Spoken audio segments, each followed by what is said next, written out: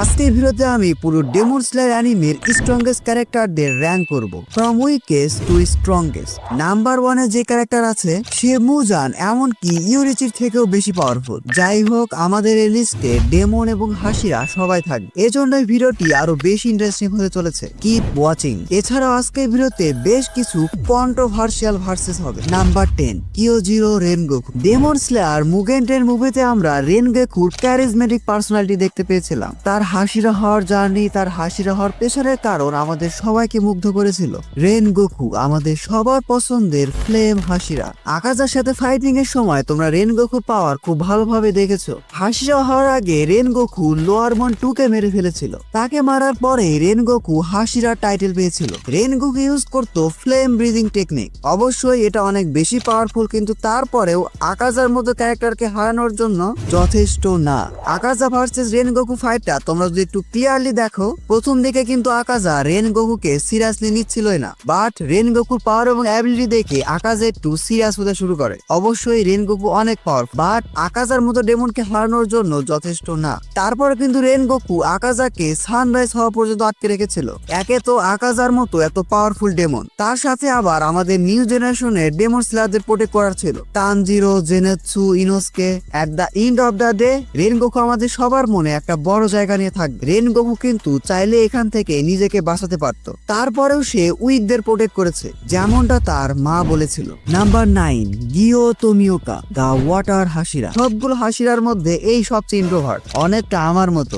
Demon Slayer অ্যানিমের একদম শুরু থেকেই আমরা গিওর পাওয়ার দেখেছি, ওয়াটার ব্রিদিং স্টাইল। শুরু থেকে আমরা বুঝেছিলাম গিও অনেক বেশি পাওয়ারফুল। আকাজা এবং মুজানের মতো ডেমনের সাথে ফাইট করেও সে সার্ভাইভ করেছিল। এই ওয়াটার হাসিরাকে আমার আরো একটা কারণে পছন্দ, গিউর ব্যাটেল আইকিউ প্রশংসা করার মতো। ডেমনদের সাথে শুধু সে তার পাওয়ার এবং অ্যাবিলিটি দিয়ে ফাইট করে না, সে ফাইট করে তার বুদ্ধি দিয়ে। গিউ তোমিওকা একদম শুরুর দিকে সেই ছিল আমার পছন্দের হাসিরা। পরবর্তীতে সেই জায়গাটা রেনগোকু দখল করে নেয় এবং মাঙ্গা পড়ার পর সেই জায়গাটা গিওমে হিমেজেমা নিয়ে যায়। গিওমে দা স্ট্রংগেস্ট হাসিরা। যাই হোক, আমরা গিউকে নিয়ে কথা বলছিলাম। অ্যানিমেতে তোমরা সবাই দেখেছো গিও ঠিক কিভাবে লোয়ার মুন 5কে হারিয়েছিল, একদম এফোর্টলেস। এমনকি ইনফিনিটি ক্যাসেল আর্কে গিও তার হাসিরা মার্ক আনলক করে ফেলে। হাসিরা মার্ক এর মানে হলো ডেমন স্লেয়ার মার্ক, যেটা একজন ডেমন স্লেয়ারের পাওয়ার এবং অ্যাবিলিটিকে কয়েক গুণে বাড়িয়ে দেয়, but with a cost of life. এবং তার ওয়াটার ব্রিদিং ফর্ম ডেড কাম, ওয়াটার ব্রিদিং স্টাইলের 11th ফর্ম, এটা কিন্তু গিও নিজে ইনভেন্ট করেছিল। কিছুদিন পরেই তোমরা গিও এবং তানজিরো ভার্সেস আকাজার ফাইট দেখতে পাবে। সেখানে তোমরা আরো ভালোভাবে বুঝতে পারবে গিও আসলে কতটা পাওয়ারফুল। এর পরবর্তীতে গিওর থেকে যে স্ট্রংগেস্ট ক্যারেক্টার আছে সেটা হলো নাম্বার 8, সানেমি শিনেজুগাওয়া, দা উইন্ড হাসিরা। সানেমি ফাইট করেছিল আপার মুন 1 কোকুশিবো এবং ডেমন কিং মুজানের সাথে। খুবই ডেডলি ফাইট। এদের সাথে ফাইট করেও সানেমি সার্ভাইভ করেছিল। কেন? সে একজন হিউম্যান হলেও ডেমনের থেকেও ব্রুটাল। ইনফিনিটি ক্যাসেলারকে সানেমিও তার ডেমন স্লেয়ার মার্কে আনলক করে ফেলে। সানেমি ইউজ করে উইন্ড ব্রিদিং স্টাইল। সানেমির কাছে huge speed, durability, super human physical strength এবং অনেক ডিস্ট্রাকটিভ পাওয়ার আছে। আপার মুন 1 কোকুশিবো ঠিক কতটা পাওয়ারফুল ছিল তা তোমরা সবাই জানো। সানেমি একাই তার সাথে অনেকক্ষণ ধরে ফাইট করেছিল। অবশ্যই মাঙ্গাতে অ্যানিমেশন এখনো আসেনি, স্পয়লারের জন্য অনেক কিছু অ্যাভয়েড করলাম, বাট তোমরা বুঝতেই পারছো কোকুশিবোর সাথে ফাইট করছে। Number 7, আকাজা, upper moon 3।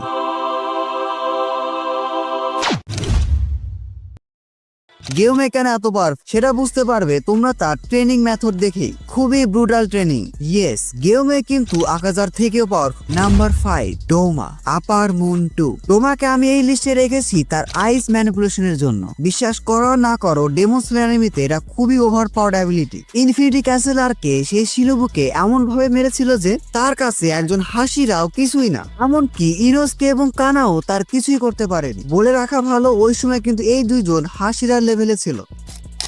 Shinobu is Shinobu. শিনোবুই কিন্তু এই পাওয়ারফুল ডেমনকে মেরেছিল। কিভাবে মেরেছিল, কেন মেরেছিল, সামনে যে মুভি আছে সেখানে আমরা হয়তো এদেরও ফাইটটা দেখতে পাবো, তাই স্পয়লার দিলাম না। বিশ্বাস করো, স্পয়লার দিলে পুরো অ্যানিমেশন দেখার মজাটাই নষ্ট হয়ে যাবে। আমি চাই না সেই মজাটা নষ্ট হয়ে যাক। সব শেষে এটা বলাই যায় আমাদের স্ট্রংগেস্ট হাসিরা গেমের থেকেও ডোমা বেশি powerful. Number 4, upper moon 1 Kokushibo. পুরো ডেমন স্লেয়ার অ্যানিমের one of the most strongest character. কেন? Because of his moon breathing technique. Sun breathing এর পরে সবচেয়ে স্ট্রংগেস্ট ব্রিদিং টেকনিক কিন্তু মুন ব্রিদিংই। সে বাদে অন্য কেউ এই টেকনিক ইউজ করতে পারে না, ভবিষ্যতেও পারবে না। একে তো কোকুশিবো ছিল ইউরিচির ভাই, ডিমন হওয়ার আগেও কিন্তু সে অনেক স্ট্রংগেস্ট ডেমন স্লেয়ার ছিল। একে তো ইউরিচির পরেই সে ছিল স্ট্রংগেস্ট ডেমন স্লেয়ার। ডিমন হওয়ার পর স্বাভাবিকভাবে সে আরো বেশি পাওয়ারফুল হয়ে যায়। মুন ব্রিদিং এবং ব্লাড ডিমন আর এই দুইটার কম্বিনেশনে কোকুশিবো একেবারে আনস্টপেবল। কোকুশিবোর কাছে কিন্তু মুজানে সবচেয়ে বেশি ব্লাড আছে। সেই একমাত্র ডিমন যে কিনা ডিরেক্টলি মুজানের কন্ট্রোলে না, নিজের ইচ্ছা মতো চলে। কোকুশিবো কিন্তু ডোমা এবং আকাজার থেকেও বেশি পাওয়ারফুল। নাম্বার 3-তে যে আছে সে কোকুশিবোর থেকেও পাওয়ারফুল। ইয়েস, আমাদের ডেমন কিং মুজান কিবুৎসুজি। আমার মনে হয় না এটার ব্যাখ্যা দেওয়া লাগবে কেন আমি তাকে নাম্বার 3-তে রাখছি।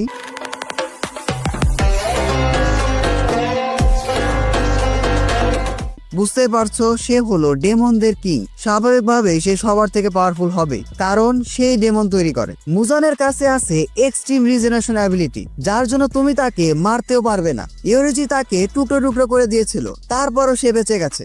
মুজান হতো পুরো ডেমন স্লেয়ার অ্যানিমের সবচেয়ে স্ট্রংগেস্ট ক্যারেক্টার, যদি সে তার গোলকে ফুলফিল করতে পারত, অর্থাৎ সানলাইটকে কনকোয়ার করতে পারত। মুজানের একমাত্র উইকনেস ছিল সানলাইট। মুজানকে নিয়ে আমার ডিটেলসে ভিডিও বানানোর প্ল্যান আছে। এই ভিডিওতে যদি ভালো রেসপন্স পায় তাহলে মুজানকে নিয়ে আরো ভিডিও আসবে। মুজান আসলে এত বেশি পাওয়ারফুল যে সবগুলো আপার বোনা যদি তার সাথে ফাইট করে মুজান জিতে যাবে। কোকুশিবো হয়তো তাকে একটু টক্কর দিতে পারবে, বাট হারাতে পারবে না। নাম্বার 2, ইয়োরিচি সুকুগিনি। ইয়োরিচি একমাত্র ক্যারেক্টার যে কিনা মুজানকে প্রায় মেরেই ফেলেছিল। মুজানের জন্য সবচেয়ে বড় থ্রেট ছিল ইয়োরিচি। তার ভয়ে কিন্তু মুজান অনেকদিন পালিয়েছিল।